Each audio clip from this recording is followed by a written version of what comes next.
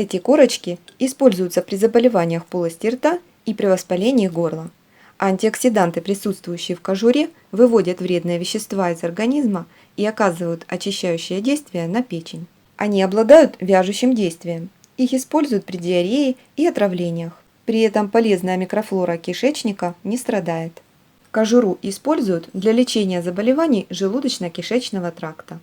А порошок из сухих корок используют для лечения ран, в том числе гнойных ожогов и трофических язв. Как готовить отвар? 20 грамм кожуры на 1,5 стакана кипятка. 20 грамм это примерно вот 2 таких кусочка. Заливаю кипятком 1,5 стакана. Можно это сделать в термосе и настаиваю 2 часа. Горло полоскаю таким отваром 5 раз в сутки на протяжении недели. А чай из заваренных корок помогает при кашле, особенно хроническом. Заваривают как сухие, так и свежие корки. Для удобства готовят порошок.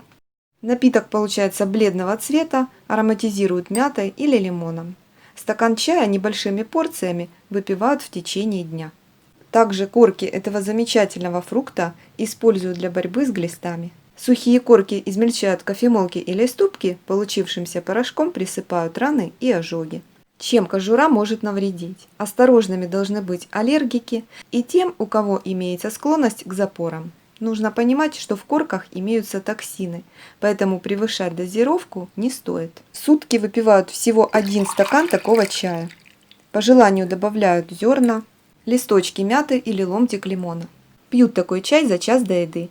Делят стакан напитка на 3 раза – на утро, обед и вечер. Чай подавляет болезненную микрофлору, имеет мощное противопаразитарное действие. Его можно использовать как полоскание для ротовой полости и горла, предотвращает пародонтоз и зубной камень.